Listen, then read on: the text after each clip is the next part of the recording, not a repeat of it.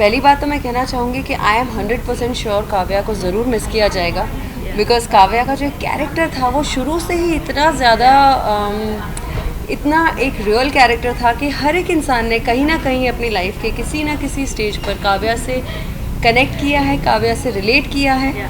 तो I feel कि मैं बहुत फॉर्चुनेट हूँ कि मुझे एक ऐसा रोल करने का मौका मिला। तो या आई एम श्योर कि काव्या को बहुत मिस किया जाएगा। 4 साल तक हमारा शो चल रहा है, अभी भी चल रहा है, Anupama is still going on and number 1 spot पर बरकरार है। सो 4 साल तक I have given in my best and मैंने इतना ज़्यादा प्यार लोगों से जो मुझे मिला है वो एक चीज़ हमेशा is going to be extremely close to my heart. और यू नो लाइफ में हमेशा एक फेज़ होता है, आप एक तरह का रोल करते हैं, आप एक शो का हिस्सा रहते हैं इतने टाइम तक, उसके बाद then there is always time to do something else in life, to grow as an actor, as a performer. तो फिर अब मेरे लिए वो मौका आ चुका है कि अब मैं बाहर निकलूं और अब मैं नए रोल्स एक्सप्लोर करूं और अब मैं नई चीज़ें ऑडियंस को दूं, क्योंकि ऑडियंस ने ये एक पहलू मेरा देखा है एंड इतना प्यार दिया है। तो of course I am sure कि आप सब भी एक्साइटेड होंगे और सोच रहे होंगे कि what is more that I can offer as an actor. तो मैं बस वही अपॉर्चुनिटीज़ आप तक पहुंचाना चाह रही हूँ। इट्स अ टीम एफर्ट, ऐसा नहीं है कि जस्ट बिकॉज शो का नाम अनुपमा है तो एक ही किरदार की वजह से शो चल रहा है।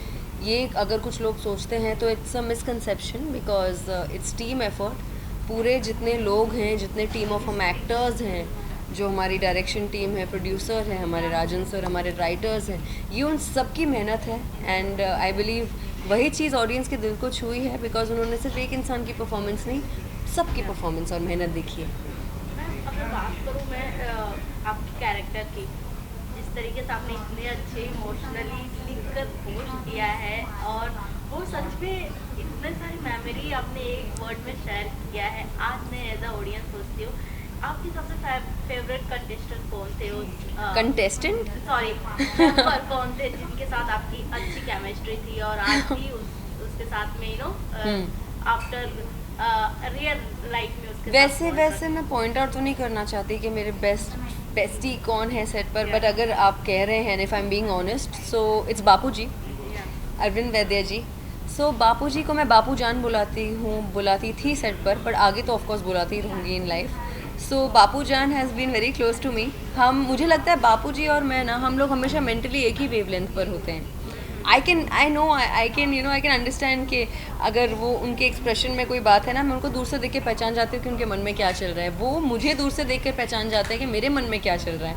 सो हमारा एक बहुत एक क्यूट रिलेशनशिप है एंड वो मुझे अपनी पोती कहते हैं एंड इतना प्यार देते हैं। बापूजी की जो वाइफ है Jayashree aunty, she is also so sweet. हमेशा टेलीकास्ट के बाद, अगर एपिसोड्स के बाद उन्हें मेरा परफॉर्मेंस बहुत अच्छा लगता था, वो मुझे हमेशा मैसेज करके कहती थी कि मदालसा आपने आज बहुत अच्छा किया, you have done a fantastic job in everything. So Bapuji has been my bestest friend on set. क्या मदालसा आप रियलिटी शो के लिए भी ओपन है? देखिए, ऐसी कोई चीज़ नहीं जिसके लिए मैं कहूँगी कि मैं ओपन नहीं हूँ। I am an actor and for me, मैं हर एक पॉसिबिलिटी को एक्सप्लोर करना चाहूँगी एंड नेवर से नेवर। कई बार हम अपने आप को रिस्ट्रिक्ट करते हैं और सोचते हैं कि हमें ये तरह का काम करना है, ये तरह का काम नहीं करना है। You eventually end up doing that kind of work जो आप पहले सोचते थे कि नहीं, is not the right kind of work for me. So like I said, never say never, I am open to doing everything as far as मेरे दिल से कॉलिंग आई करने के लिए। आई बिलीव कि अगर मैं दिल से सहमत हूँ कोई रोल करने के लिए या किसी रियलिटी शो का हिस्सा रहने के लिए, तो मैं डेफिनेटली रहूँगी। मैं अपने आप को लिमिट नहीं करूँगी, but yes, the calling definitely has to come. ये बहुत एक सब्जेक्टिव चीज़ है, क्योंकि मैं थी नहीं उस वक्त जिस तरह जब ये हुआ, और प्लस हमारे सेट पर नहीं हुआ। रिश्ता क्या कहलाता है कि सेट एंड अनुपमा का सेट थोड़ा like it's not like in the same ground, अलग अलग जगहों पर है। तो मुझे पता नहीं एग्जैक्टली क्या हुआ, लेकिन डेफिनेटली मैंने सुना था। And Rajan sir being such an experienced maker, जिनके पास इतने सालों का एक्सपीरियंस है of doing such fine work, तो अगर उन्होंने कोई डिसीजन लिया है तो आई एम श्योर, अभी मैं ज़्यादा डिटेल में नहीं जानती हूँ, पर एक चीज़ तो मैं काफ़ी गर्व से कह सकती हूँ कि आई एम श्योर उन्होंने कुछ ना कुछ सोच समझ के ही डिसाइड किया होगा। एक्चुअल अंदर की बात क्या है ये तो I really don't know. I don't know actually, because जिस दौरान ये सारी चीज़ें हुई, ऑफ कोर्स, बट जिस दौरान ये सारी चीज़ें हुई उसके ऑलमोस्ट 1 डेढ़ 2 वीक पहले तक मैं ये डिसाइड कर चुकी थी दैट ये स्टेप लेना है। तो उन दिनों की शूटिंग में मैं नहीं थी, तो मुझे एग्जैक्टली पता नहीं क्या हुआ। एंड ऑनेस्टली एक एक्टर को उतना प्राइवेसी हमेशा देना चाहिए कि जो भी वो डिसाइड करे ना अपने लिए, अपने फ्यूचर के लिए, अपने करियर के लिए, उसमें ज़्यादा नोक झोंक या सवाल अगर कोई मुझसे भी करे तो ऑब्वियसली एक पॉइंट के बाद I will also be like come on, this is my decision and I know why I have decided to do so. तो इसीलिए किसी और के डिसीजन में भी एज एन एक्टर मैं वो बात रिस्पेक्ट करती हूँ। तो मैं कभी भी किसी से पूछने नहीं जाती कि क्या हुआ था, oh my god, just for the heck of gossip, because I know what it feels like to take certain decisions because of reasons.